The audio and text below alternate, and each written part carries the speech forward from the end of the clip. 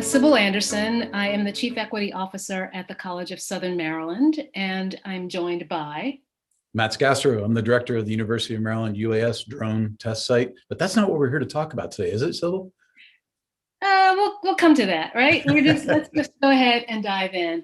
So our conference theme is adapting to change. And as I was sort of thinking about this workshop, I really thought a lot about the old adage, which you probably have heard a lot this year, which is that within every crisis lies an opportunity. And we certainly don't want to diminish the force and the impact of the crisis we're in. But it became really clear to Matt and me as the pandemic set in that all around us, there were people who responded immediately, including you all, as I learned from Kara and Michelle. There are people who were responding immediately with some really fantastic, innovative, rapid response initiatives. And so we're here today because that's just fascinating to us, the way in which people are creative in responding to crisis and creating novel solutions to sort of age-old problems.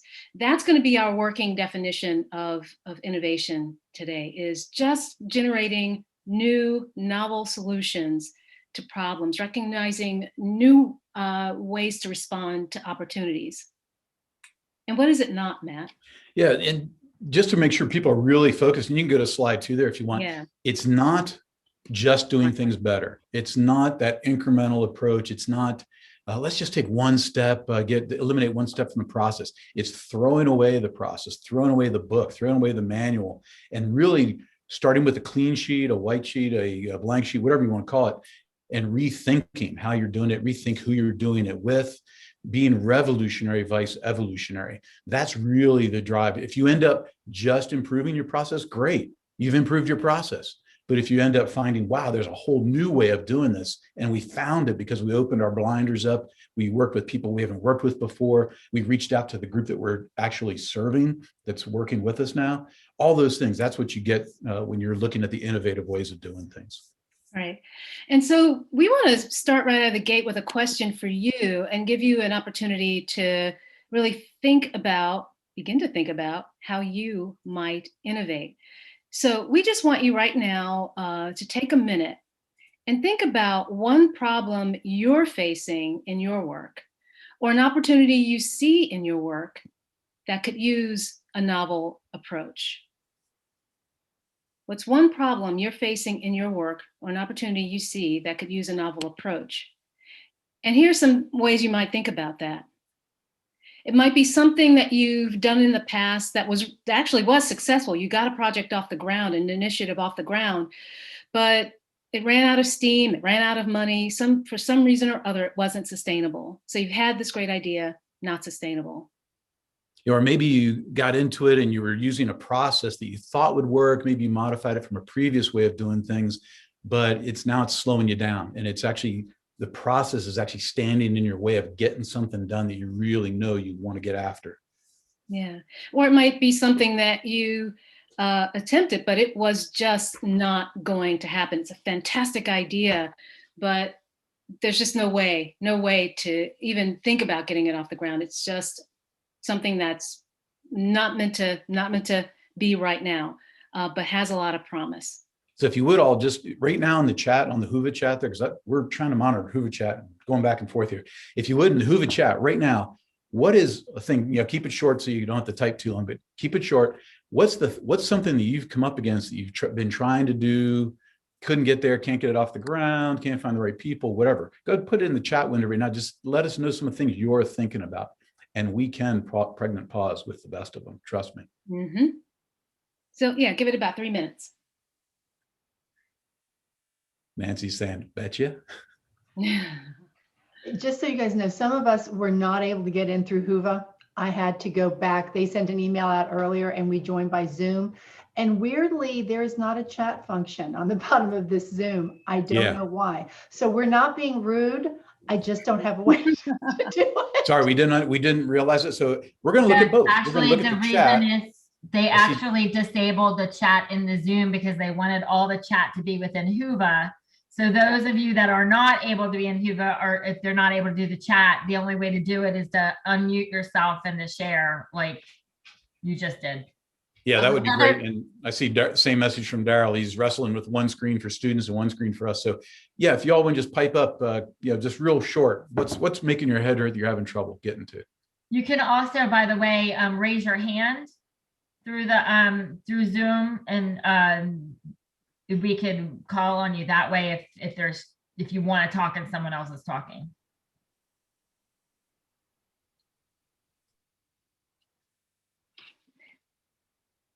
But we'll still give you 3 minutes to think about it, and then we'll go. It doesn't have to be earth shattering.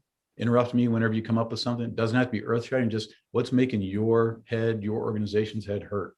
You're trying to get to. Good way to put it.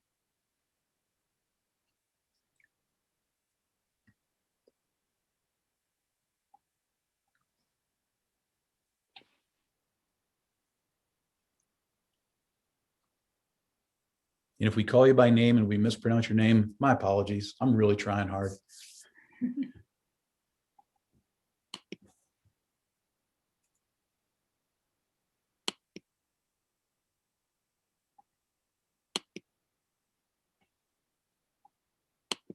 We're up to 24 folks now. So again, anybody that's joined us late, we're looking for what's that one burning thing that's you've been trying to get to, an idea that you're trying to launch, whatever that's really making your head hurt. You've been having trouble getting it off the ground. Yeah. And I can use a drone reference at least once. Or keeping it off the ground, Yeah, sustaining it. It's like a fantastic project, but it ran out of resources.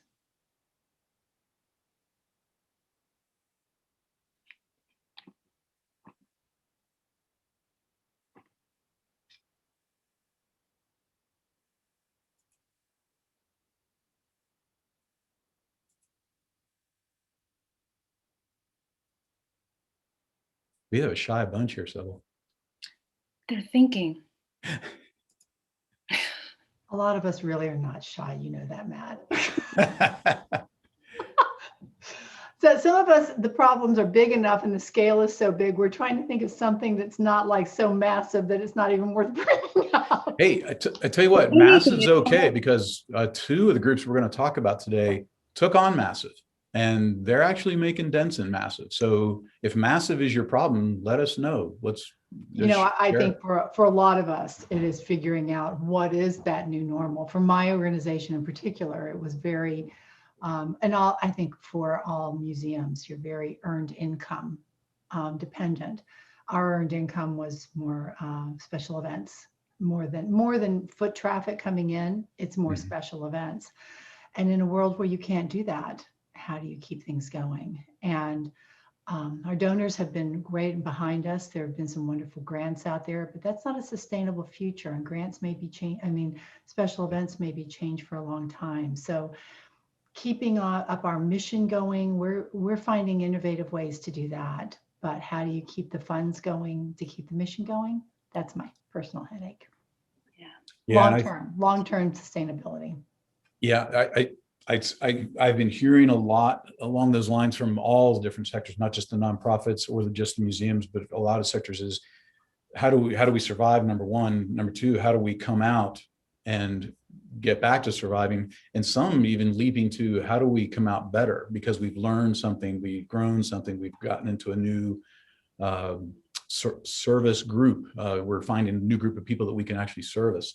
So there's challenges and opportunities in each organization. I think is going to be a little different on how they approach those, but it's a great acknowledgement, great pointing that out. Thanks. Yeah, great. Anybody else have similar concerns, the same concerns or different? And it can be anything, big or small. I'll share. This is Caprice.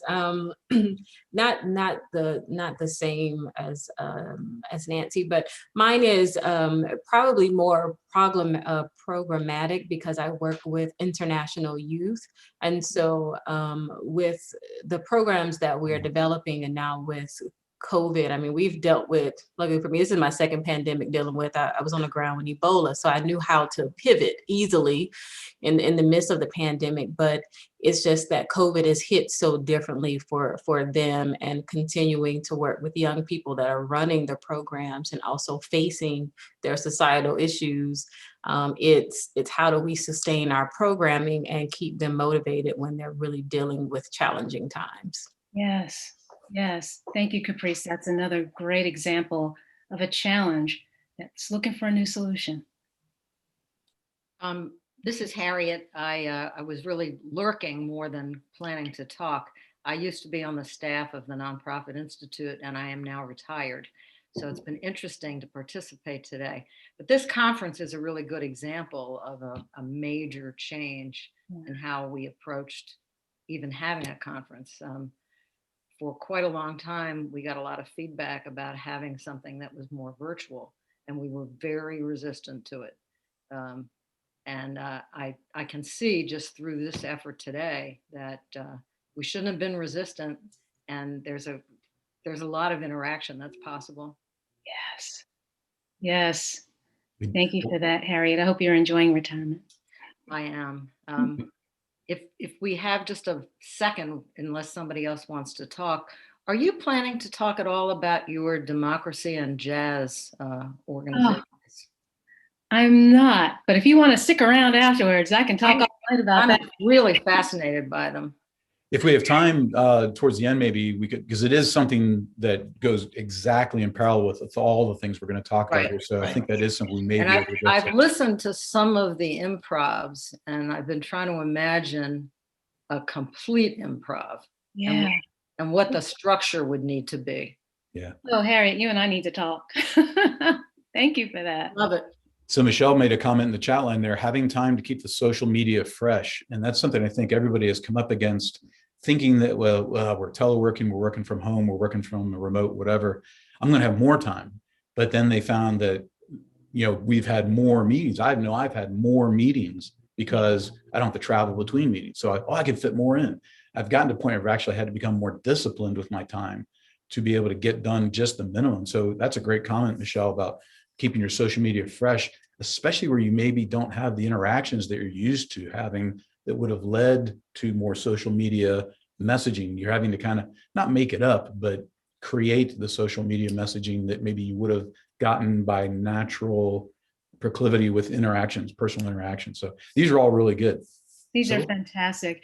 And so we're going to come back to these challenges and ideas and give you some more time to work on them. So as we go through the session today, we're going to be talking with you about some initiatives that we have found really inspiring. Keep in the back of your mind what challenges and problems you face that you might want to start working on. We're hoping to inspire you to get started.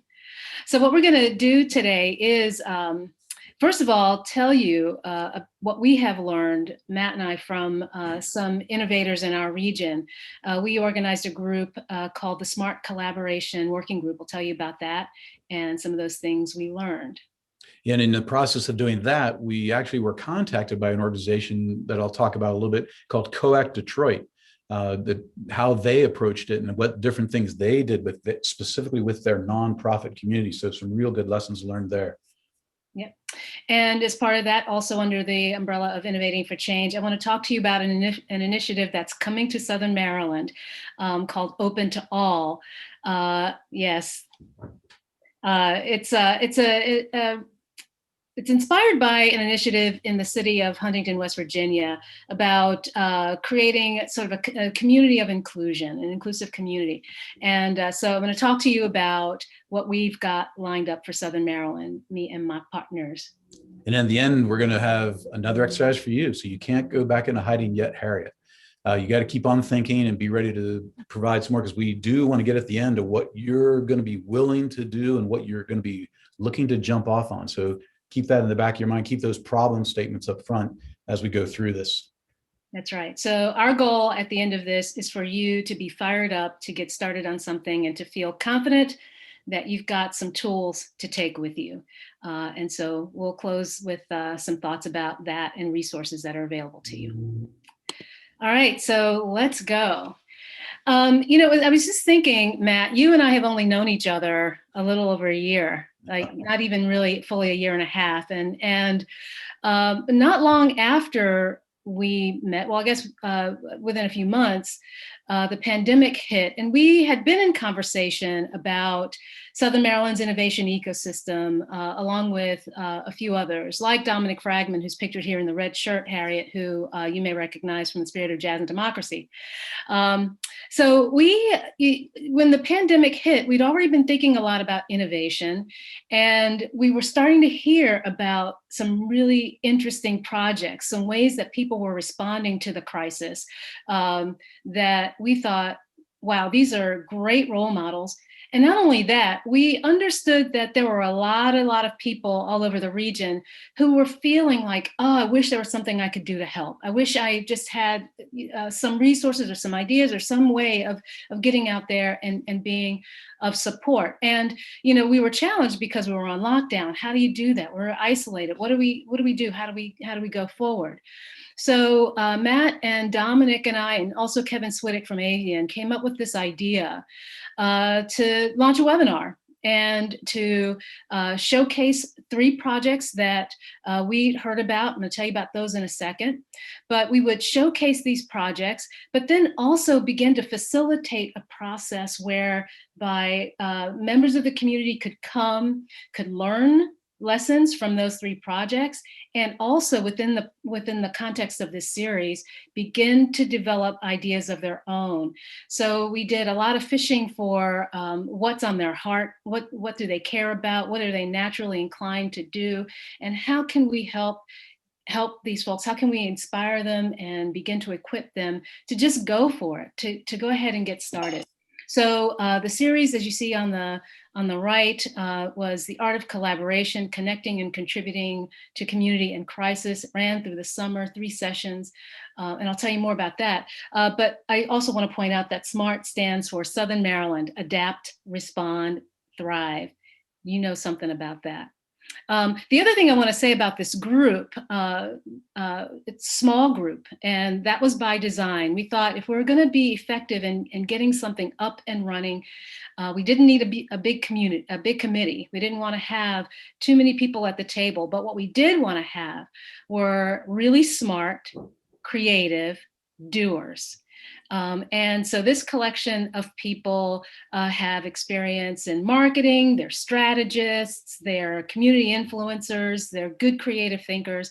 And that was really what was important to us about them, not their job title or the organization per se that they belong to. It was what they as individuals brought to the table and could contribute to the thinking and the work.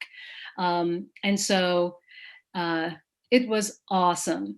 So the series had basically 3 sessions. The first was to introduce those 3 projects that we thought were really great role models. The second was to invite them to give kind of a master class in just getting started with an idea and hitting the ground running with it and figuring it out as you go. And Matt will say a little bit about that process in a minute. And then in the interim between June 16th and July 14th, roughly a month, we invited people who were attending the webinar to think about projects they wanted to start, to form teams, which actually we did in the second webinar on June 16th. We formed them into teams, and then they got together in their small teams of anywhere from 4 to 8 people to launch a project.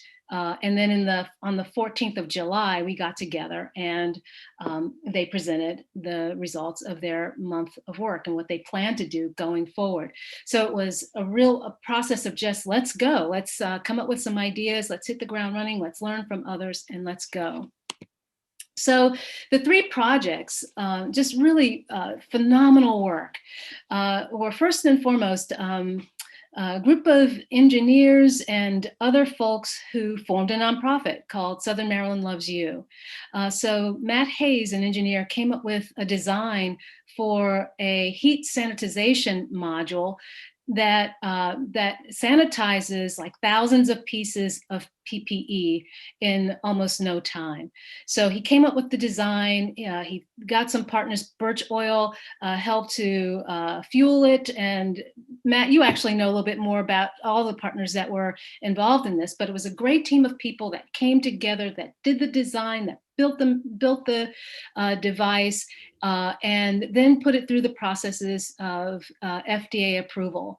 And so where are they right now, Matt, with that FDA status? Yeah, they actually got FDA approval and they're actually in production. They're making these boxes. The first one went to the Charlotte Hall Veterans Home, and they're actually producing these boxes now. The first one actually sat at one of the hospitals while they were waiting for the FDA approval, and they did some demonstration runs to demonstrate the efficacy of it. But they're actually in production now, got FDA approval, and they're off and running, and it's actually working and providing more services. They're looking for more ways they can use this technology in this box. And they did it in no time. That's the thing that's most striking, is that Matt came up with the idea, he came up with the designs, they hit the ground and they ran with it. Phenomenal. Another project on the right, Energetics Technology Center, ETC, which is a contracting company in Indian Head, worked with the Hyattsville Police Department, again, right at the beginning of the pandemic, to help them design new protocols for sanitizing police cruisers and equipment. And so they came and talked to us about that. The third project that we're going to spend some time on, absolutely phenomenal project, Southern Maryland Community Help during COVID-19. Some of you may, in fact, know about. This was a group of young people, started with just 2 people who had, basically just said, look, we've got a little extra money in our paychecks. What can we do with that? How can we help? So they said, well, hey, let's just start a Facebook group and invite our friends and see what happens. I'm going to share with you a video and let them tell you how this evolved.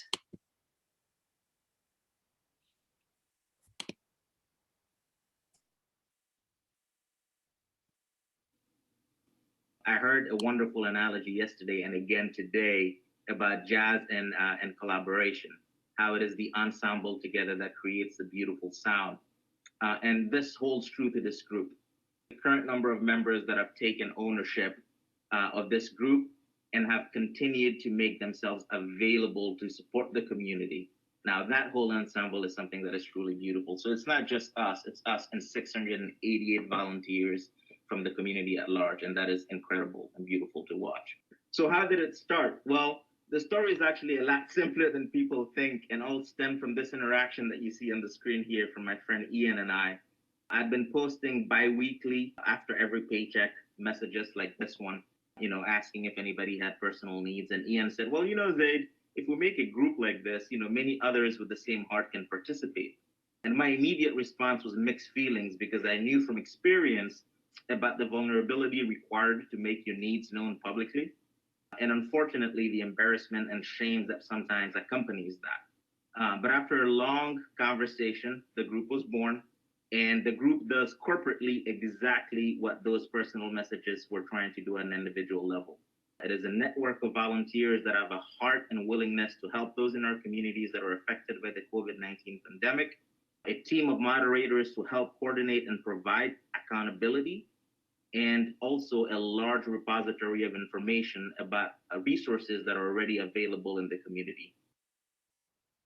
I am Micah Perriman. I am a lifelong St. Mary's County resident. I am also one of the moderators for the Southern Maryland Community Help during COVID-19 page.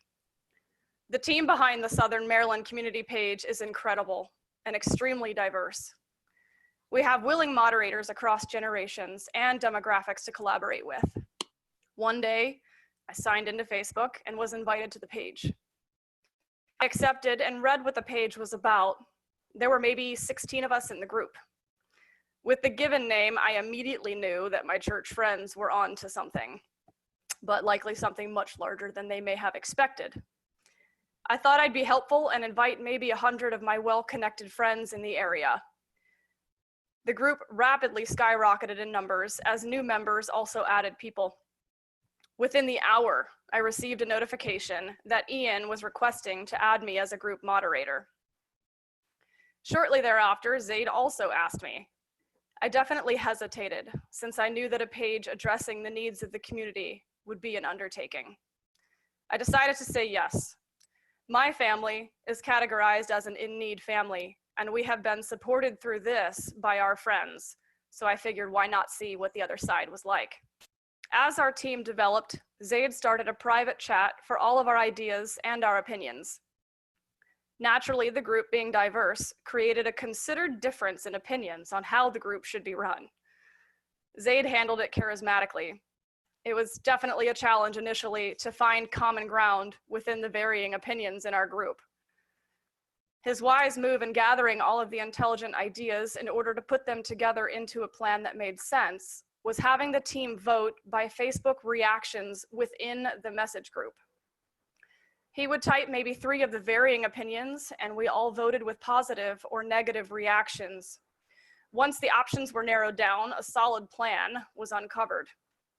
I myself am a bit of a free spirit, so I was originally on the team, let them run free. But it was very important to Zaid to protect the people helping, the mission of the group, and those being helped. After experiencing some time moderating, I definitely agree that the oversight on the page has been so necessary and also has created an environment of safety for those who have need and trust from those supporting those needs through us. I think initially hopes were high that people with needs would come out of the woodworks to readily express their needs, but in reality, the face of need often carries feelings of shame with it. It's an unfortunate truth. One post that has helped us find a few families in need of help was a list of needs written in individual comments on a single thread. People who could help with any particular item would comment on the thread item, stating that they could help with it. If someone had a need, the need could be easily addressed simply by reacting to the comments that were in line with the needs that they had. What an encounter with someone in need now looks like is one of safety, respect, and particularly anonymity. As far as needs go, sometimes they are directly expressed, and sometimes it takes the maturity of the group to be able to hear both the spoken and the unspoken needs. At this point, I can then take the opportunity to post the need specifics, such as the town, the number of family members, and an idea of what the needs may be or specifically are. Following a post, I can select a driver and a few individuals to help gather the needed items. Once the driver has gathered a meeting time and sets up with the group of individuals helping, I can then connect the family in need directly with just the driver, if it's not myself, to share an address for the porch drop. The beautiful thing about this is that there generally does not have to be any contact between us that ensures everyone's safety. Following this kind of engagement, I can then message the party in need to ask if the needs were well met. The return messages can almost always bring tears to my eyes. Once the immediate needs that can be met in this way are met, I send the individual some links, a couple phone numbers, and the names of local organizations that can help keep those needs met on a more consistent basis for them, even if they can't drive or make contact with people outside of their home. It's pretty incredible. Now, I would say that the key success to this group is just its agility. The feedback to response turnaround time is just unreal. And we're always adapting and improving as we learn new things and experience new scenarios. So my brain is always thinking about how to innovate. And this is one of the current ways that we're thinking about innovating this further, is that I'm currently talking to the corporate office of Tableau, which is an analytics company, to help set up a community server where I can build and deploy dashboards more like this one that I built, currently being piloted by my church, for specifically very at-risk people in our community that are in need of someone to check up on them, and a team keeping track of those special needs in a very effective, quick way. So this is a fully interactive dashboard that could be deployed, and I could see this being leveraged not just by our group, but also by other churches, other community groups, maybe even the health department.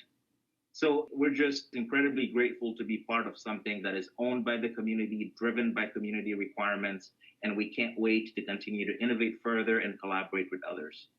Thank you so much for allowing us to share our heart.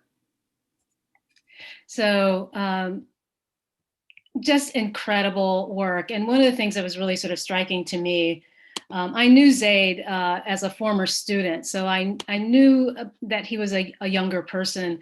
I did not know Micah. And so when I joined the Facebook group and saw her in action, I thought, oh, I wonder what organization she's executive director of, and, I just pictured her as someone probably a little older and more experienced in navigating the resources of the community. Just absolutely impressive. So when I met this very young woman who identified herself as, someone in need, a member of the community who was dependent, really sort of counting on others to support her. I just found her to be completely remarkable. And we have so many people in our community just like that. So Matt and I are really keen on creating these opportunities for folks to really show what they bring to the table. And I just double down on what Sybil said there. One of the most exciting things we found were the people that were doing all these things. People are coming out of the woodwork for a variety of reasons, need-based, but also I got something to offer. I got time to offer now because I'm in a pandemic. A lot of different drivers there. But we came out with a kind of a group of lessons learned, but they were all driven by these people. And really that first one kind of drives that home it's really about these self-forming teams. Very few of the efforts that we came across, and especially the ones that we worked on together, they were not in organization missions. They were not in people's job titles. There were people that cared. And like Micah, she came out initially because she was a person that was in need. She ended up being the provider. So it's really exciting to see people realize they had something to offer, and you get this give and take of need and capability there. But a lot of it was really driven also by the fact that they realized we just got to start. Nobody's going to tell us to do it. Nobody's going to give us permission to do it, much less wait for us to ask to do it. We just got to start doing it. So that Southern Maryland Community Health was a great example of all these lessons learned, but specifically on that one, they just did it. And it was young people, they pulled tech together, they pulled community ideas together, they pulled people together and really focused it on something that needed to be done. One of the interesting things we found through all the innovation exercises and opportunities that we've been working on is that there's a real tendency on people's part to think, oh, this is innovation. We can't be hemmed in by anything. We can't be hemmed in by boards or tools or online screens. We can't be hemmed in by it. We got to be blowing everything up and sitting in brainstorming groups and going kumbaya and everything. Tools help. Using a lot of different tools that are out there. And Sybil's working some great tools with John Short up at CSM. There's a lot of great innovation tools that help you focus, organize, keep everybody aligned. Like we all know in a nonprofit, what's the biggest problem? Alignment. Well, besides funding, alignment with mission. So getting everybody and using tools to increase your efficiency and ensuring that you get a broad-based input also, and how to make that equal and equitable and inclusive. All those tools really help. And then kind of touching right into that piece, segueing off that, the diversity and inclusion is huge. The more people you can get involved in your effort that you're working on, the better. Not just for demographic reasons, for being able to show to grant writers, which is all very important, but for the perspectives they bring to the table. Age, gender, color, background, tech, community, social.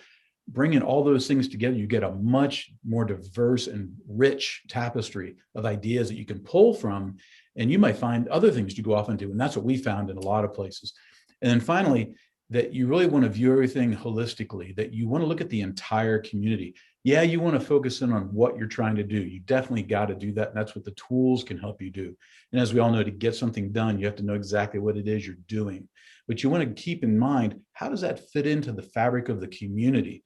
One of the things we discovered in very early on was we were not being inclusive. We were kind of going to the standard suspects, the usual suspects that we kind of knew that we would work with. And we realized we were eliminating huge sectors of the community. So immediately we said, okay, I'll stop. How do we fix this? How do we address that piece right there? So it sounds kind of counterintuitive, some of these things, the tools, the reaching beyond your borders, but they are the things that actually make you more effective as you go on. So you want to talk about some of the working groups, Sybil? I do, but before we push on, I mean, I want to echo Oh, yeah. and elaborate a little bit more on this this point about this holistic view. So first and foremost, I want to sort of say that the diagram here on the lower right, these are called social determinants of health, and some of you may be familiar with that terminology that comes out of the Department of Health and Human Services. But it's the understanding that if we're thinking about public health, if we're thinking about the health of individuals in a community, there are all these factors that play into the health of the community. And they're listed here. So education, access, and quality have a bearing on health. Healthcare obviously has a bearing on health. Neighborhood and built environment, what sorts of environmental conditions are people living in? Social and community context, what resources and amenities exist for the community? And then of course, economic stability. Do people have the resources they need? What's interesting is that now this language of social determinants of health is being applied in other domains. So now I hear people in economic development talking about social determinants of health. And so this was one of the things we discovered intrinsically as we were thinking about innovation in Southern Maryland was, innovation in Southern Maryland isn't just about the tech sector. So it is the case, that Southern Maryland has one of the largest technology sectors in the country. And so, we can get really focused on innovation in that area. But we want to begin, we recognize the technology sector depends on all these other sectors, and it's important to think about these together. And when we think about inclusive diversity, I mean, MICA is one example of many of the value of drawing in the experience and expertise of others. So MICA, the thing that stood out to me about MICA's role in Southern Maryland Community Health during COVID was she understood in a deep and profound and immediate way what the community of need needs and how best to approach them and what their concerns were. And so her input and her network really were critical to getting that initiative going. So as we were doing the webinar series, it became really clear that we wanted to take this holistic view. And it was really it turned out to be the case that as we were asking people, what's on your heart? What do you care about? What do you want to be working on? They were thinking holistically. So what we have here is a graphic recording done from our final webinar on July 14th to capture what these working groups came up with. So again, these working groups were formed around these areas of interest. So what you see in the purple writing, community outreach, economic recovery, education, innovation, youth and teens. These were core areas that people said they were concerned about, and we formed working groups around that. And then they came up with projects. So for example, economic recovery, it started working on and is continuing to work on the challenge of broadband access in our region. So they're working with a Tri-County Advisory Commission to get that going. And so it's been several months and they're still working. I'm facilitating the innovation work group, and we recognized that the Regional Innovation Collaborative, which I will also mention later, I'm just dropping that here now. The Regional Innovation Collaborative, which is a Tri-County organization spearheaded by the Tri-County Council, the 3 economic development offices, and the College of Southern Maryland. We're trying to get working groups launched to address 3 areas of economic development and community development growth for the region, but COVID hit and they were having a hard time sort of getting their momentum. So the innovation work group said, we want to take that on. We want to help the RIC get up and running. And we did. So all the things we've been talking about so far are positives and ways to do things better and everything. One of the things we all have come across, none of you, I'm sure, you all just march, step out, make things happen. But one of the things we tend to come across when we're doing new things is the things that prevent us from doing it. So just out loud right now in the chat, I'm trying to keep an eye on both on the chat and out loud. What are some of the things that keep you from stepping out and doing things? Just 1 or 2 words, a phrase, whatever. And I know funding, so.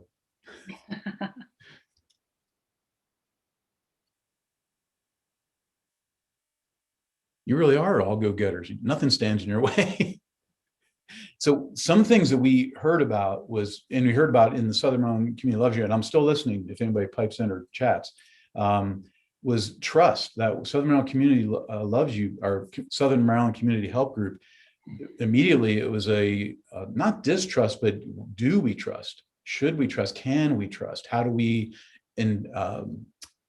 support trust in this effort that we're trying to do? So that, and a lot of it came down to fear.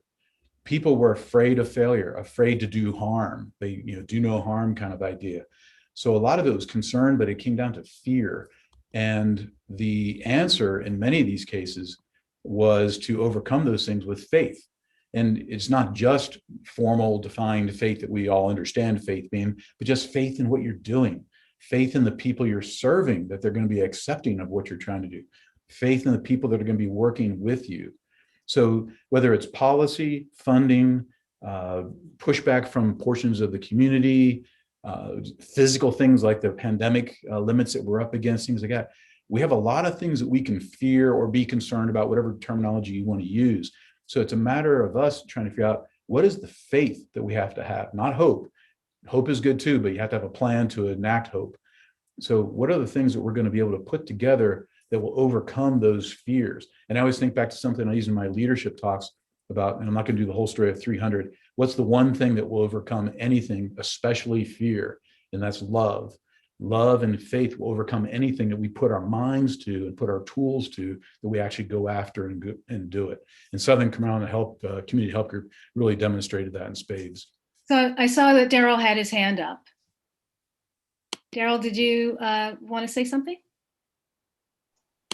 Yes, I just got out of school. I'm a high school teacher. So, but I just wanted to say real quick, you hit it right on the nail, love. Because often,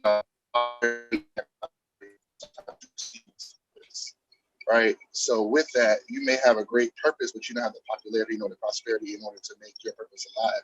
So that love is what has been helping me get things done. The love of my mission, the love of the people that I choose to serve. So just excellent comment. Thank you, Daryl.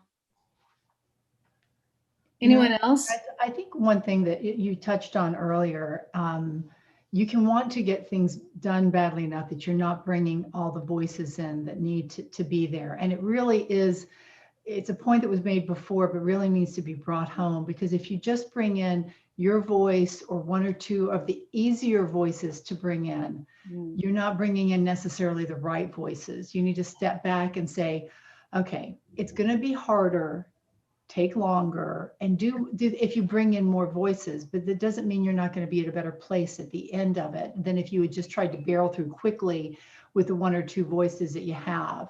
Take time, take a breath. You're going to be like, oh my God, it's going to take me weeks longer if I do that, but do it anyway, because if you don't, your outcome is not going to be what it could have been and should have been. Yeah, that's so well said, Nancy. Thank you for that. Yeah. It really is the case. And, and the thing is that it may seem to take longer, but actually the genius that comes forth can save us so much time and energy and agony if we will just allow others to speak up and to contribute. Other thoughts? This is Taj. Hi, Taj. Thank you for this room. It's really good. I just wanted to share what I find within the sector overall is that, and which is one sector that I feel like we shouldn't be, but for some reason we do, is compete. And this is a service-driven sector. And we're meeting separate needs, different needs, similar needs within the community. And I think we really need, as a sector, to shift our mindset of coming together and supporting each other to meet and make a greater impact. And that's not the mindset of a lot of the leaders of these organizations, unfortunately. And that's why some of the needs are not being met effectively, because we have a competitive mindset instead of a collaborative or a collective mindset. And we definitely, and that's what I've been preaching since the beginning of January, is that we have to strategically align ourselves to ensure that we're truly meeting the needs of the community and get out of our own way as leaders and feeling like we own something when we don't own anything. We're just trying to support our community in growing and being successful and get out of their situation so we can start driving the economics of the community instead of whatever else reason why you're doing what you're doing. Thank you so much for that, Taj. That is perfect. I learned a concept last summer called co-opetition. Co-opetition. So, we can compete, but do that in a positive way. Like, oh, I'm gonna do this great thing. What are you gonna do? You gonna top that great thing that I'm doing? Yeah, okay, I got, and to do that in a spirit of cooperation and collaboration. That's the shift we need to make. Yeah, I call that the healthy competition. Yeah, healthy competition. Yeah. Can you hear me? This is Sony. Yes. I think I want to piggyback on, I agree with everything that's being said, maybe on Nancy a little bit. I think of communication. Open communication makes a difference in teaming, moving forward, and doing what we need to do. But when we try to, going back to, what's your name, Tajay? If we try to keep it, to ourselves, I won't let it spread, or don't consider who is, or the dynamics of a team, then it doesn't go anywhere. It just makes it more difficult. Yes. And recreating things that shouldn't be recreated. Somebody in the pod knows exactly what to do with it, and not one person. Exactly. Again, a lot of times it comes down to those communication paths, the actual physical communication paths, because sometimes we aren't even on the same literal physical channels that we're communicating with, or even knowing who it is we're supposed to be communicating with. And I throw myself on that altar a lot, because I just don't know who those other communities are and who the individuals are. So I'm learning those things. My blinders have come way off during this year of being involved in this process. So we all have that opportunity to grow, but we have to be willing to communicate exactly what you said. That was a great point. Yeah. Thank you. Fantastic. Yeah, we have to learn to work smarter, not harder. And collaboration enables us to do that. Communication, as you were just saying, it enables us to do that, breaking down those silos. Yeah. But the good news is that this community has been doing that. When I hear about what the nonprofit community has been doing in the last year, how it's starting to come together, that's what it's all about. So Matt, let's talk about really it comes down to everything we're talking about here. They're all pieces of cultures and mindsets. And the interesting thing is, and there's lots of things that are being written out there about changing cultures and how do you get an inclusive culture? How do you have an innovative culture? So there's a lot of information out there on culture and the meaning of it, what it really brings to the table. But being able to apply one culture that was very deep and very well learned into new areas can really help you. And that's where that perspective piece comes, bringing people from other things like the tech world into the social nonprofit world. Oh my God, what are we doing?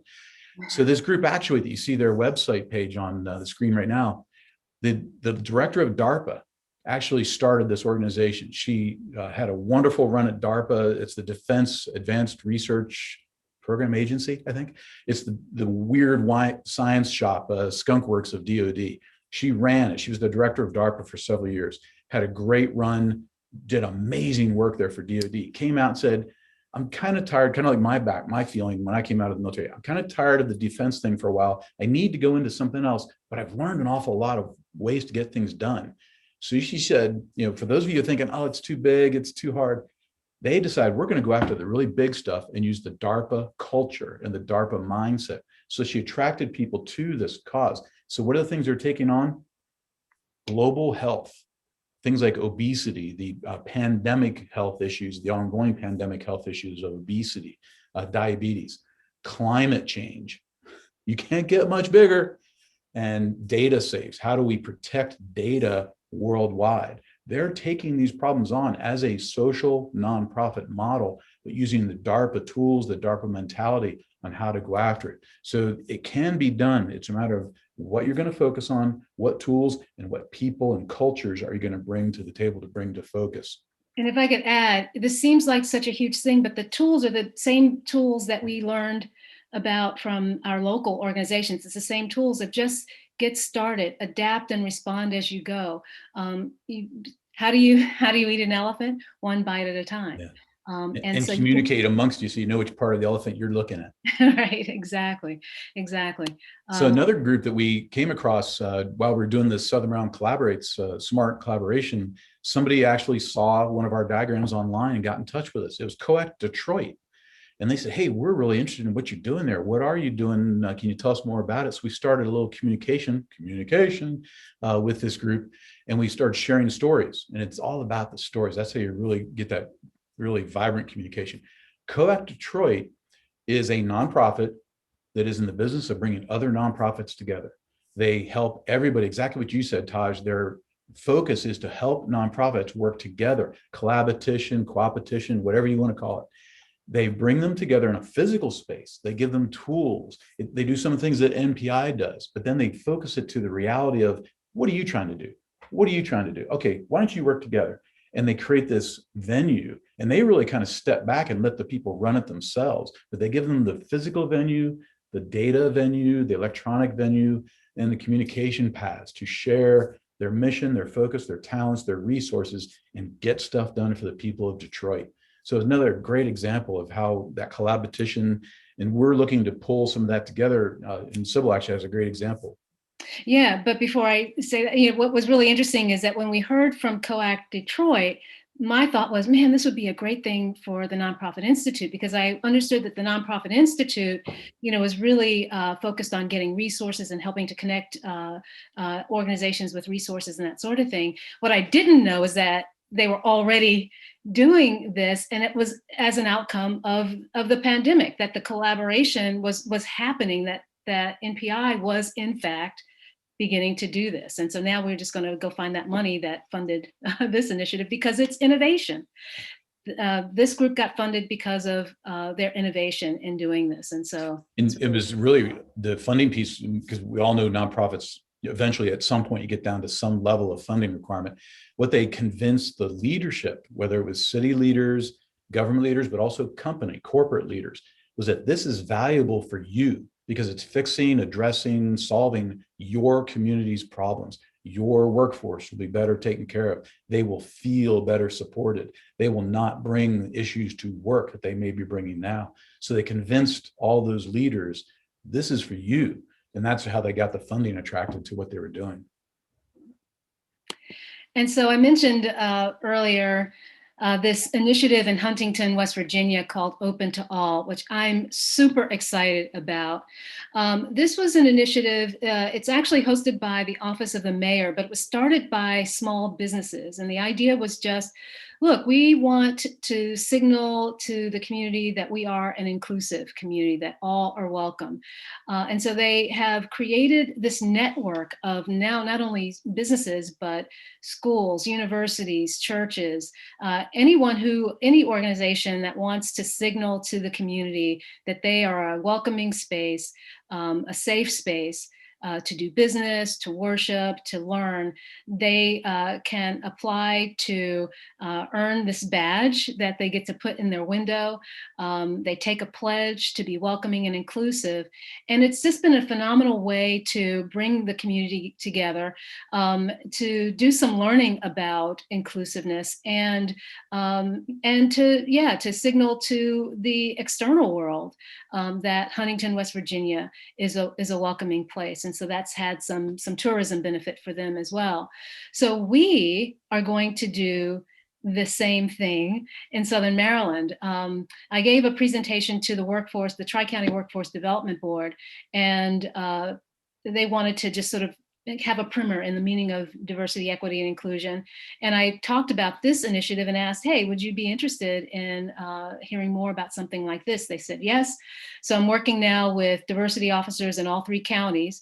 And we're going to be bringing this to you very soon. We're going to be reaching out to all of you in time to get input and your support and involvement.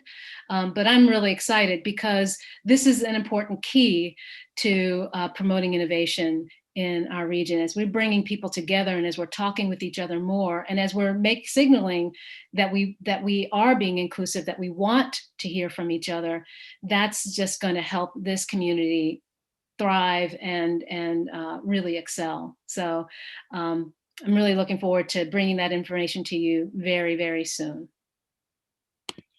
One of the real aha moments for me, and I think for a lot of people, was realizing when they're talking about innovation or they're talking about inclusivity and diversity and whatever, the workplace, the social community, whatever, we tend to treat those things separately until we have the aha moment of they're the same and they each support each other.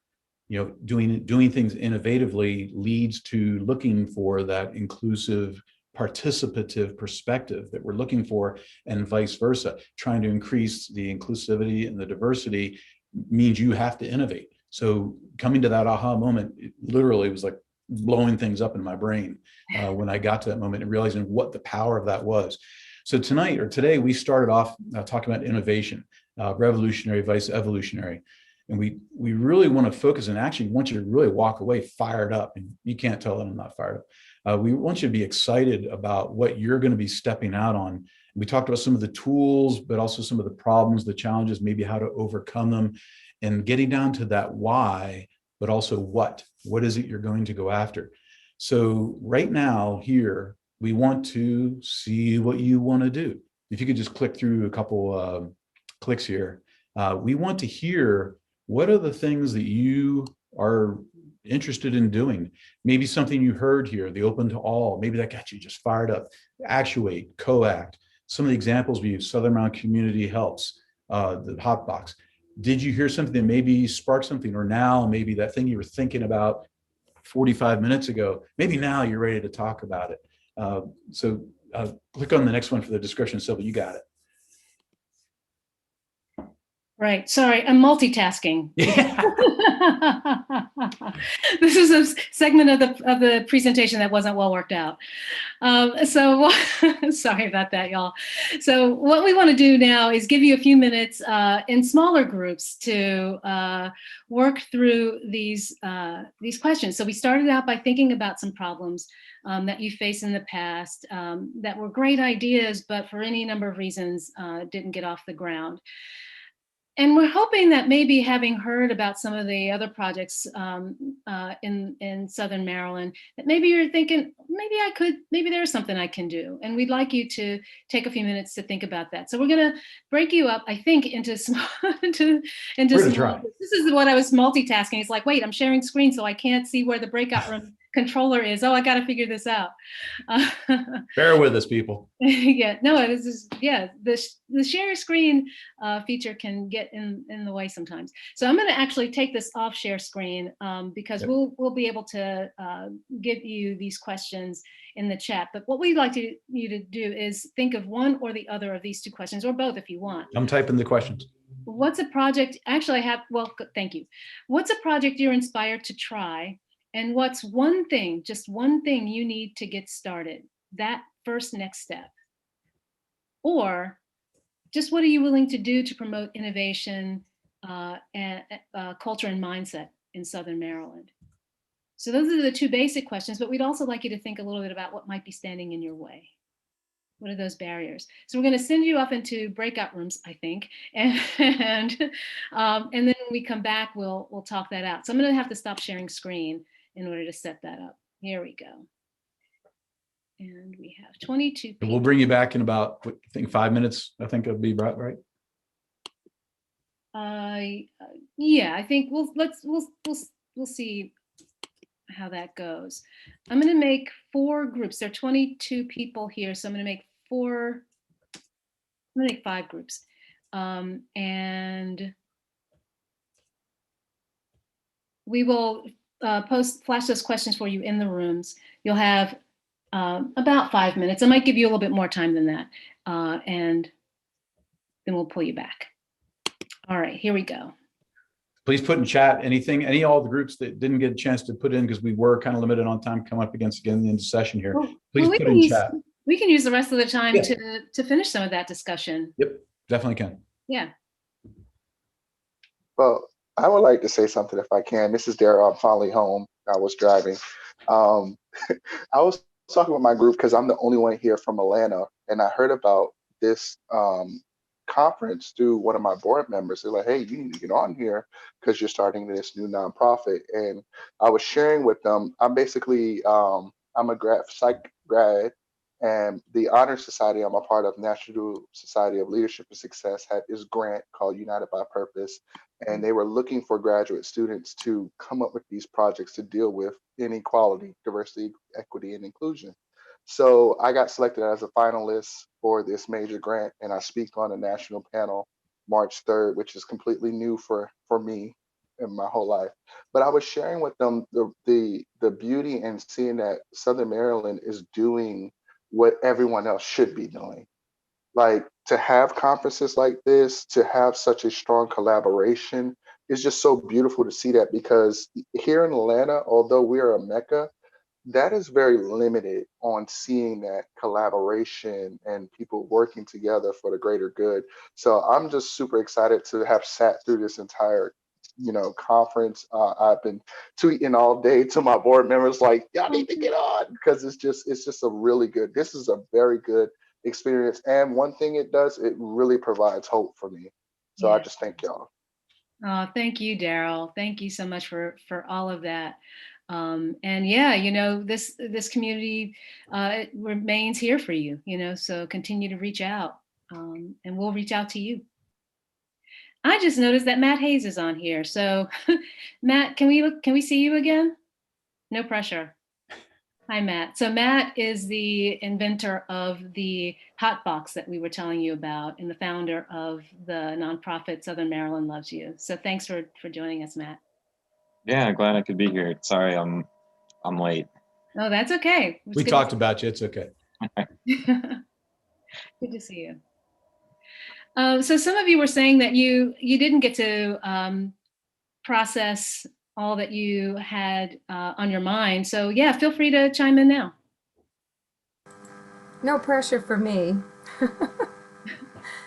I don't know that I mean, I'm definitely inspired to get something started. I personally am not a nonprofit, obviously work for a nonprofit. There's something in-house that I'm really excited about to bring to the college community. And it's funny, what's standing in my way could be just the buy-in from everybody to get it started, right? So the buy-in of leadership and not only to bring it to the college community, but eventually out into the community. And it's mental health and well-being focused, and I think it's needed during this time. It's through another nonprofit called the Center for Mind Body Medicine. And it's just a really amazing model that I'm super, super excited to share. And I got to put it out there somehow, which I've started. I think it's baby steps.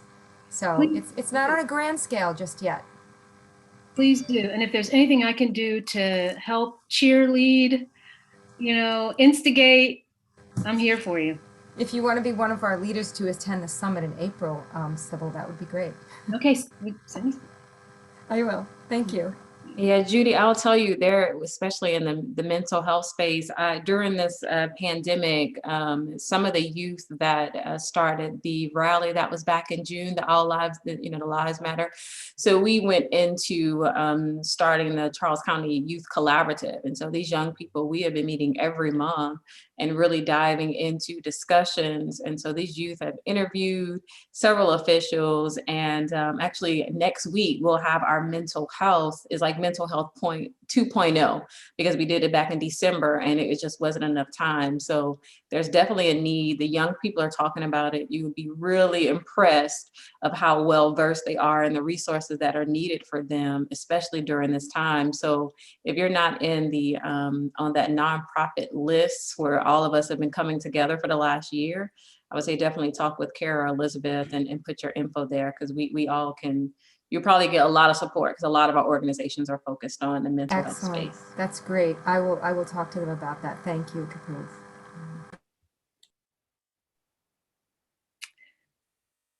Other thoughts?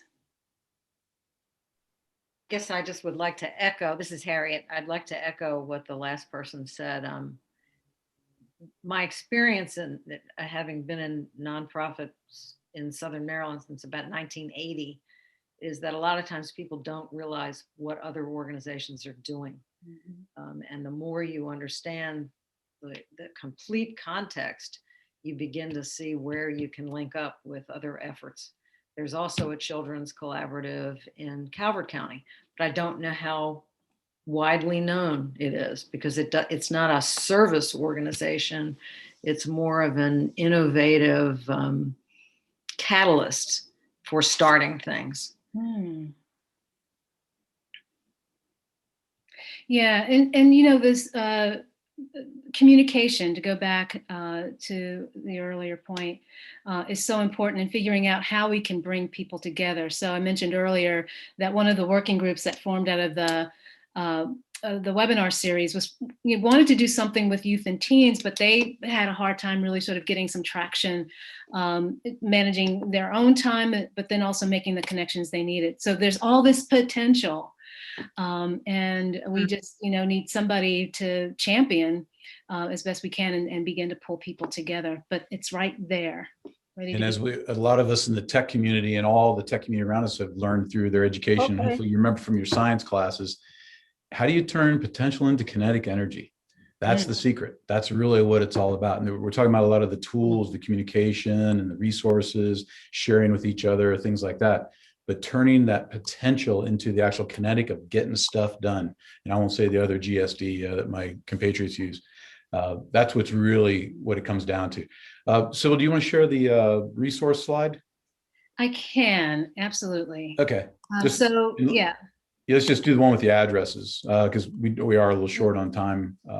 So we just wanted, we do want to just sort of flash, just so that you have these images in your, nonprofit institute. Southern Maryland Innovates, which is a fantastic organization to promote innovation. The RIC, the Regional Innovation Collaborative, I mentioned before, the innovation team of the Smart Working group, and your sector's affinity groups. Don't hesitate to reach out to them. But here is some specific contact information if you are interested in connecting or being connected. I believe the slides will be available through the MPI. Is that correct? So do you know? That's a question for Joyce. I think it's actually, if you have uploaded it, let me look, it'll be in Whova. Let's see, it should be, let's see, handouts. Did you submit the handouts to Cara? I will. We'll get it uploaded to Whova so that they can get it. Or if you guys want to put your email in the chat, perhaps we can email it to them since it's not in there now. But if you have the handouts, there's actually an ability to submit it to Whova, and it would be under documents. Fantastic. Okay. And while we're on that, there is also a survey. If we can make sure we remind everybody to take the survey before we finish up. Thank you, Joyce, for mentioning that. And the survey is accessible also in the Whova platform under the Don't link. go yet. As soon as you click to the survey, you'll lose us. So please don't go there just yet. Well, it's 2:31. Yeah. So Sybil and I do have a little bit of time. We understand we're at the end of our time. If people need to bail out now, we totally understand that. We're available for a little bit longer. We wanted to make sure we get those resources. If you go to the last slide, Sybil and I are both available to you, all of you, Thank for your investment of time, your interest in this topic of innovation. We're available to you. Also, our contact information is on the screen there. Cell phones, emails, whatever, just find us. You'll find us one way or the other, but there's the information to do it. First off, I want to thank MPI and College of Southern Maryland for doing this conference. And like Harriet said, we're continuously learning better ways to do things. So really appreciate MPI and CSM for this. And I would really want to thank Sybil. Like she said, we just met about a year and a half ago. You would think we were, brother and sister from a different mother. That doesn't flow well. Anyway, just amazing things that you do, Sybil. I'm so happy to be working with you. So thank you for being on this this particular session with me today. Thank you. Thank you for joining me. And so, for all of you that have joined us in this session today, so I'm going to save you from getting embarrassed there. I know you're going to get slushy there.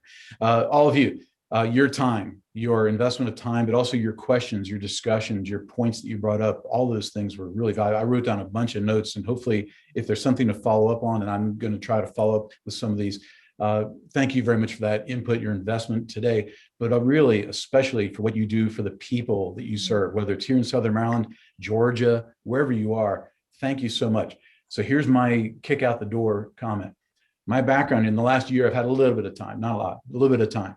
The background here behind me, that's Rocamondolfi, Italy. That's my hometown that I just found out about. The young gentleman named Costandino Scassetta left there in the end of the late 19th century.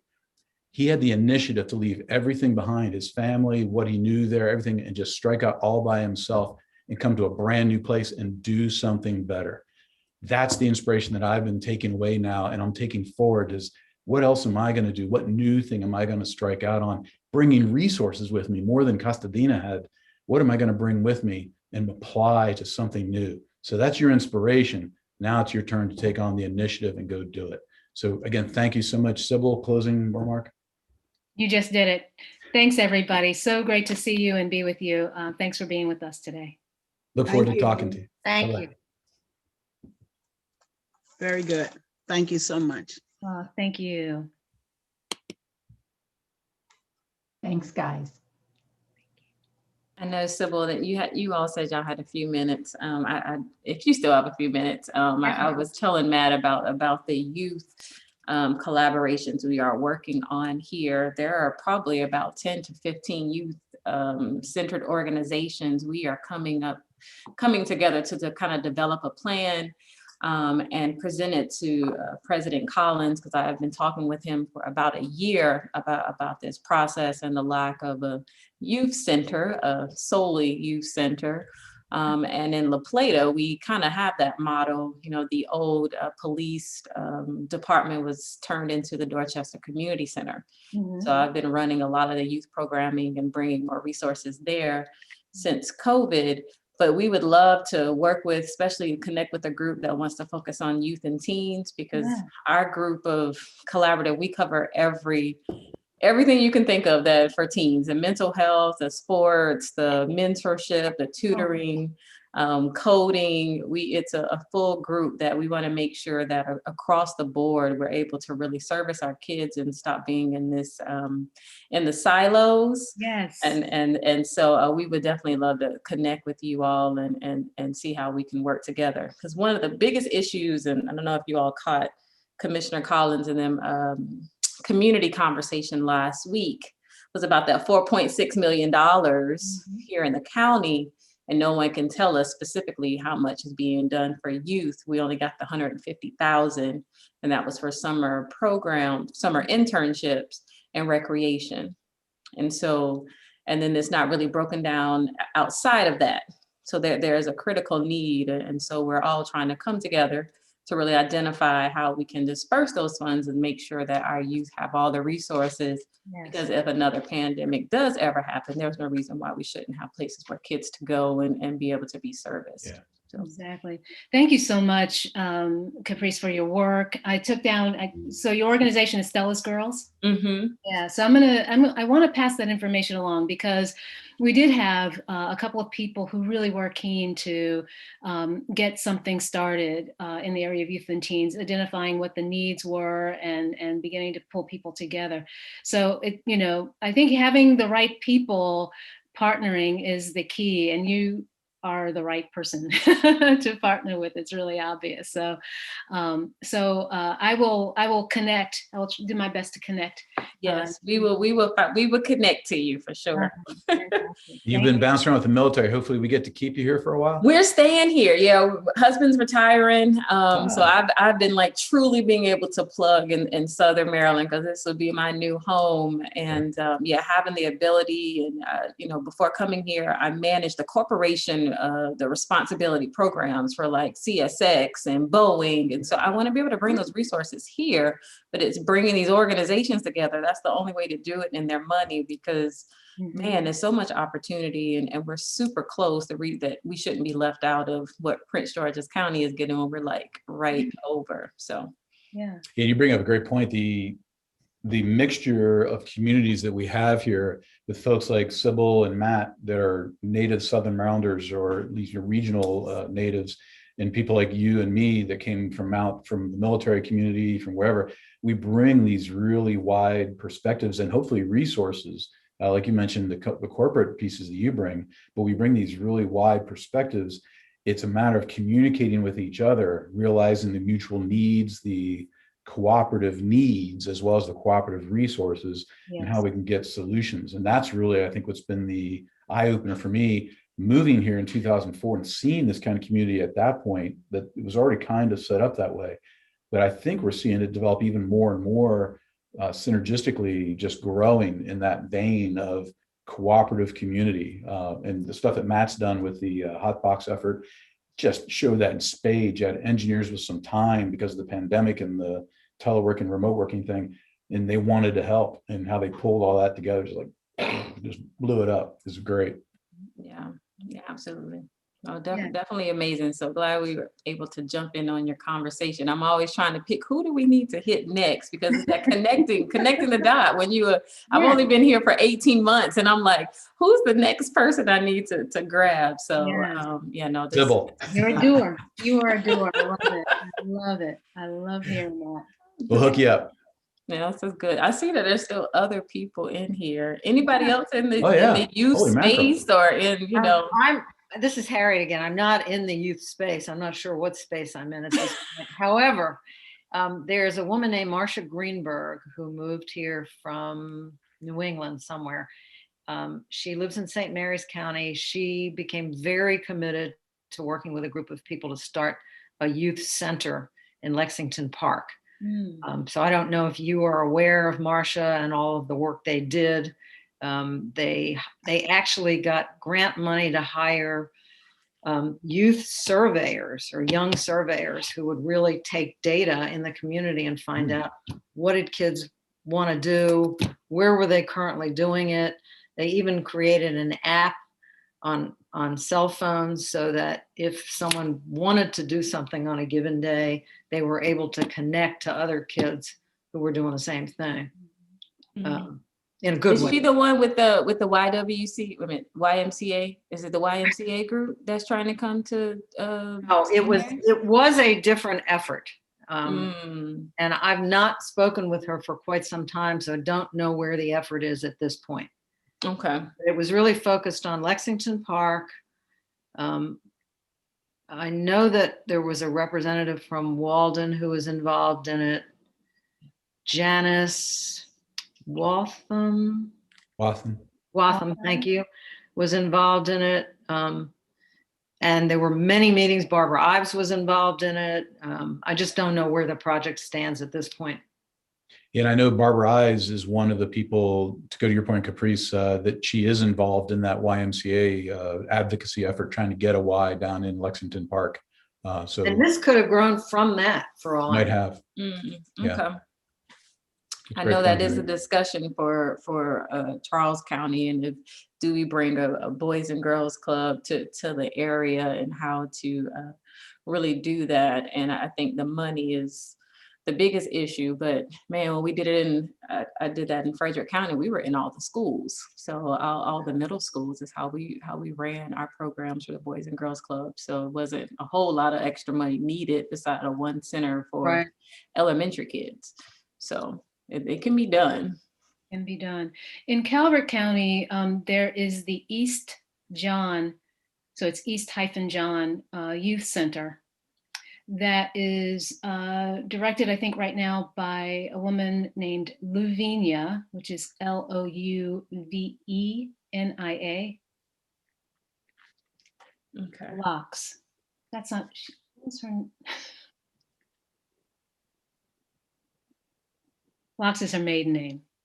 Okay. Now I can't remember now what her married name is, but I'll when I reach out to you, I'll get that straight. But in any case, that's a group that exists there in Lower Calvert, and smaller in operation. It's church affiliated, but it's been around a long time. Okay. Banks, Lavinia Banks. I love it when bubbles up. One Good more here. reminder to complete the survey when you guys leave.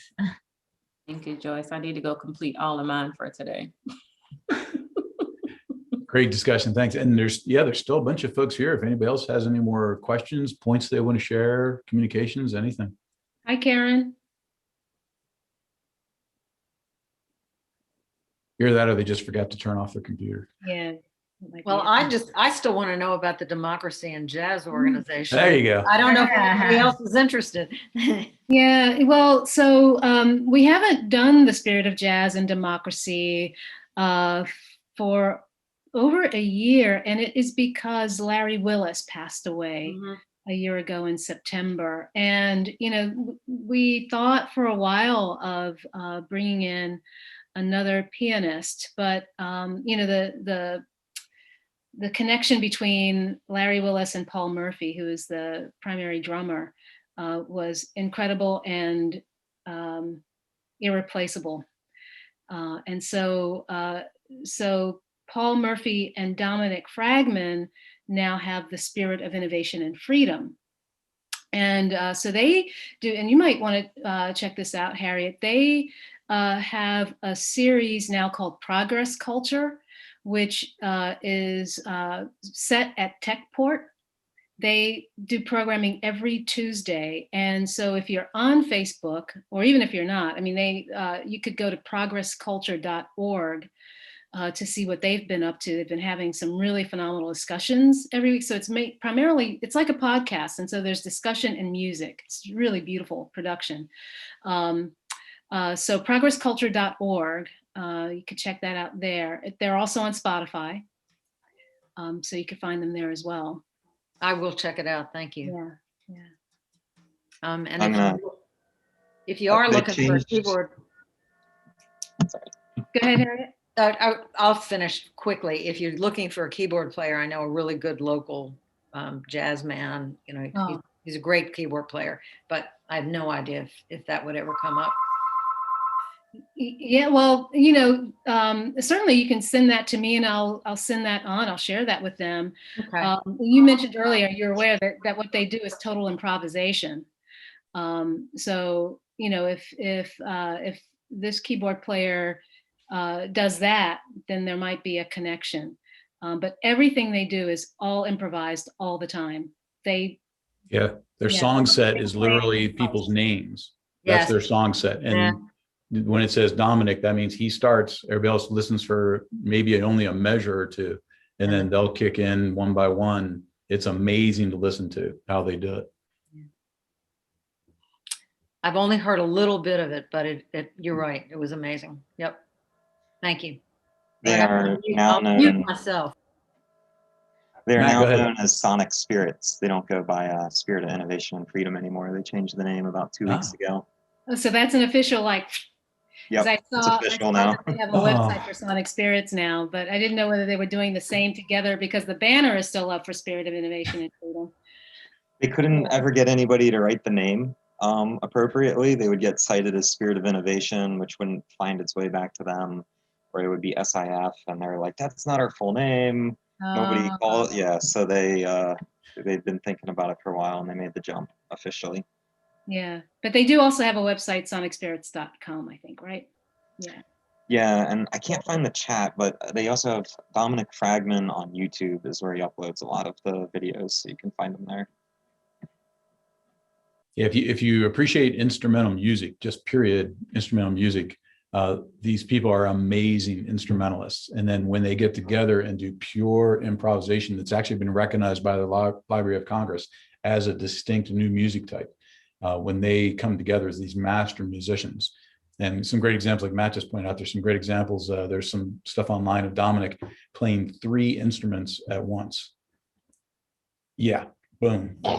So that's the kind of stuff that they get into, and it's pretty wild to watch. And then how you tie that innovative spirit into social issues, diversity, technology, inclusion. How do you bring these things together to solve really tough problems? So it's really interesting. Got me hooked. Yeah, it sounds amazing. Any other questions, comments anybody had? I'm gonna agree with you. I think people might have forgot. Well, thank you all for staying. No, we didn't staying forget. A little bit over. Oh, you still here, Donna? Yes, this has been amazing, and I'm sure a lot of people are just intrigued and grateful. This has been excellent, excellent, excellent, and I just say thank you yet again. This has been wonderful. Thank you so much, Donna. Appreciate it, Donna. Thanks. Donna, are you local?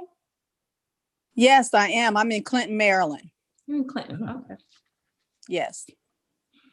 Yeah, I think the virtual definitely allowed us to connect with so many more people, whereas last year, actually for most of the nonprofits here in Southern Maryland, the last time we've all seen each other was last year, February, this time in person, because what, two weeks later we were shut down. So, but yeah, it's been amazing to be able to connect with different people outside, and I hope that we can continue in some virtual capacity, because it does allow for more collaboration with people in a virtual space. Absolutely. This has just been great. And I kept taking notes, and I know, they're going to send the link, and I put my name in there as well, but it's just so much key information. I think we should convince Kara and Michelle and the rest of the team to do this twice a year. Yeah, because I think that was the thing last time. It was like one day's not long enough. Yeah. It was I'll let them know you're mine. Yeah, we definitely need a longer session. Yeah. So we always start out figuring out how are we going to fill an hour and 15 minutes, and we always end up, we can't get it all in.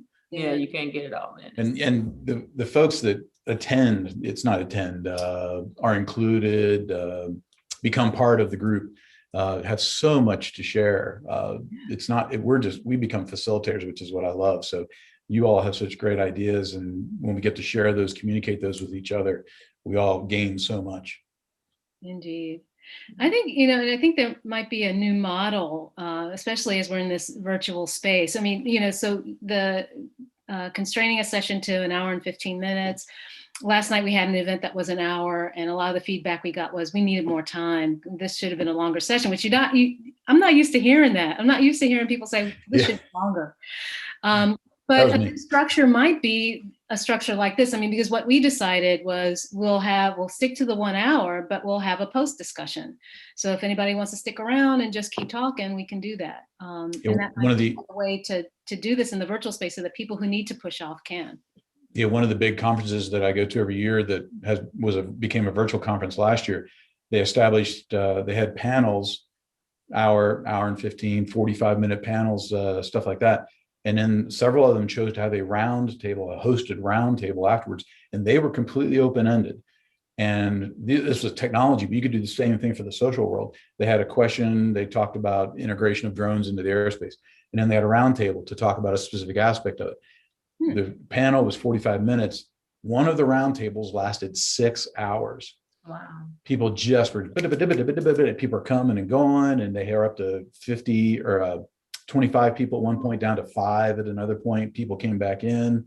It's amazing. You see just incredible sharing. It's like people used to go and have dinner and drinks together, and they'd be together for that long. So it's that kind of thing. I agree with you completely, Sybil. It's a good model. Mm-hmm. Scheduling becomes challenging, and making sure you're putting your resources where you need to. If you have a team of people for an organization, that works out great because then you can divide and conquer. Yeah. Yeah, and I think that's the challenge for a lot of the nonprofits is the team. I know for us, we grew so much during the pandemic. I've grown the fastest during the pandemic of just serving youth, and I have had to bring on so many more team members because for a while it was like I did project based, and then it was like, oh, okay, I've worked in a virtual space for 3 years before pandemic, so I was like, oh, it's nothing new. Let's run programs, and it could. Yeah, nonprofits I think people forget about the nonprofits and, the essential workers as overall, because we are running into the fire as people are running away. It's like, no, people need to be serviced during this time. So we haven't stopped, since the pandemic. Good thing to think about, especially as a nonprofit, when you're looking at those teaming approaches to conferences and virtual conferences splitting up. And I found this in my own organization at work, but also on the nonprofit side is some of those young staff members are really capable. Giving them the opportunity to voice and share and things, man, they just get fired up. So that's one great resource. And then the other one for nonprofits is board members. Those board members that I really would want to help, I really want to be in there, and they can't because maybe the modality of the nonprofit, whatever. Some of those nonprofit or some of those board members can be really valuable in those discussions if they're invested enough, knowledgeable enough, and want to share that. If it's part of your model, they can be really helpful that way. Yeah, I hope that was the session I facilitated before lunch was about building the right boards. I definitely hope that some nonprofits take that away and utilize the boards. Like you said, the young people. Yeah. I mean, my staff is young people, high school students, college students. They run websites, social media. Yeah. They're the ones. They're amazing. They are. When I was at Loyola, I was an army of one. I just, I was the only staff person. I was like, I need help. And so I had work study students that ran my office. So I had office managers, I had a marketing team, programming team. They were just incredible. Yeah, ma'am. Matt's a resident young person at the airport here.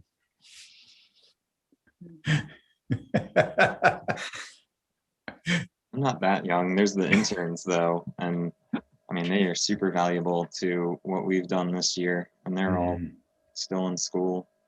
And I mean, our nonprofit obviously saw a 100% growth during the pandemic because we didn't start it before.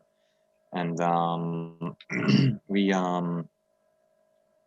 say that our board is only full of people that actually do things. Like we don't have any advisory board members. They're not on the board. Our board members are essentially all executives. They all have jobs and tasks and they complete those things regularly.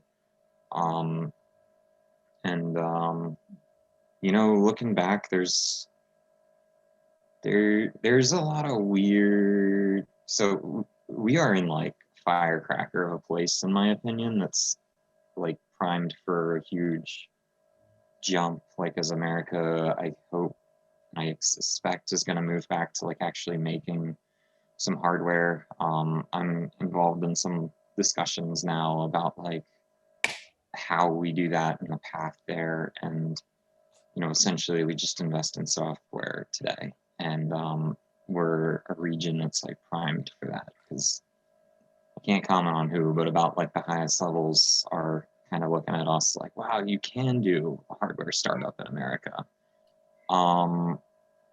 Matt, is this related to the I guess the speech that the president made the other night about supply chain and really looking to change manufacturing in America? Not directly. Okay. But yeah, I mean, that's something that we're working on. I mean, the whole reason why we make the hot box, like we kind of talked about this in the breakout section was we failed a bunch of things, being innovative. We failed a bunch of things. We designed medical gowns, we found materials, we got fabric experts, we had a medical gown, we got people to try it out in hospitals and approve it, and we couldn't find enough people to sew it together to actually like deliver a product. And and it was a long stretch just to get material. We made face masks, that was actually a huge success. We made face shields, that was a huge success. We spun both of those out of the organization, we don't handle them anymore. We made papper hoods. We couldn't get hospitals to give us valuable feedback on them. We couldn't get people to sell them. We couldn't make enough of them. We couldn't find a piece of plastic. We were having tons of issues with materials, and we were making them out of like a plastic backed paper that's just a painting ground cloth at Home Depot because we were running out of materials. That whole project didn't work. We worked on like a UV sanitation thing that could help with air quality. Couldn't get enough materials for it. Couldn't get enough people have an interest to like take it somewhere and grow with it. We looked at using infrared to heat up like the individual virus particles and bacteria and water droplets in the air. We couldn't get anybody to pick up on that idea, so that one didn't work. Like there's another dozen like concepts and things that we got to like at least the pre-prototype stage that just didn't work. And a lot of them didn't work because we didn't have the materials to make them. And that's why we went sanitation. We were like, that's the solution to not having materials. But the point of, you know, being innovative, we failed like 12 concepts in 2 weeks, right? And we just moved on. Like we failed them in days and then continued on. But getting back to the board, we are in a small community. And so there's a lot of interplay that happens between members of different organizations. And there's a lot of like pre-existing opinions and history that you may not be privy to unless you know everybody and you've worked it out. And I think if you have board members that are like just kind of overseeing stuff and they're not really involved in the day-to-day operations and invested in the outcome, when you get wrapped up into those things, those board members aren't necessarily there to bail you out of them because they can be part of the problem. So there's some stories we haven't told yet because we're not really certain how to go about it or what's appropriate. But like we got wrapped up in some of those, and we got wrapped up in some of those really, really bad. And there are people that you guys have the utmost respect for that we won't communicate with as a result of some of those. And those are our backstories. But like, you know, if we were run by, if we had 5 or 8 people that were executive board members with tons of experience that weren't doing the day-to-day, those things would have killed us, like just flat out. There were attempts to strike down this organization. So yeah. Matt, are you from here? Are you from Southern Maryland? Yeah, so I'm from a Ridge family and I grew up in Deal. Okay. So yeah, no, I will tell you, being the transplant, as the other Matt said, that was one of the first things I learned here very quickly, was about how sometimes the shot down of some people's orgs. And the one thing I can say is it seems that COVID has kind of shifted that a little bit. Because people are seeing where they want to work, but then it just really depends on if you're stepping in the territory of someone else. So there's still some of that, you know, and I think, you know, one of the questions that you all asked in the presentation of what's standing in your way, it's the community is standing in its own way because it's, you know, it's the competing and, you know, those, and especially those of us that write grants, done funding, all that, it's, you're going to get funded more when you have collaborative partners. Because the funder is like, they have a bigger bang for their buck. You know, they're able to reach more people than just your one org. And it's something I think as the for the United Way and Nonprofit Institute groups that, you know, we've been having every month, that I think more people had started to kind of see that benefit. So I hope that we come up out of this with a different mindset, because yeah, we can't do it all alone. It's a lot of work that needs to be done across Southern Maryland. It's so much. So ton of work. And we have a massive amount of work to do to shift the mindset and the culture away from these sort of traditional ways of doing business, you know, and the attachment to territory and who do you think you are, and, you know. Mm-hmm. Yeah, I know I had been waiting, and I think I told someone, I'm like, I was a little bit lucky because I'm a member of several orgs that came into the community, and because they're like, you've only been here a year. But I'm like, I'm like, when you're connected to civic organizations, it helps because it really helps you get to learn so many different people. But then I'm also, you know, when you're a military spouse, you learn to network very quickly. we network quick because, you know, you're trying to find your community. And but yeah, it's been, I mean, I can see Southern Maryland reminds me so much of Frederick County 10 years ago. And I can see Southern Maryland kind of moving the way Frederick would be, and particularly Charles County and Frederick County are like twin cities for sure, or twin counties. So it'll be interesting the next 5 years to see how we continue to grow and kind of reflect where Frederick is now. Mm-hmm. Yep. Yeah. So, well, it was nice meeting you all because I hadn't met any of you before. So it's always new networks. You will see me once we've met once. I always make sure I stay in people's inbox. Yes, good. Look forward And to it. I'm going to try and connect you, Jennifer Brown, who is with the Patuxent Partnership, was the convener of the Youth and Teens group. Okay. So that's the person that I'm going to try and connect you with. Okay. Yeah, no, that'd be great. He's just so smart and driven. Just a great person to know.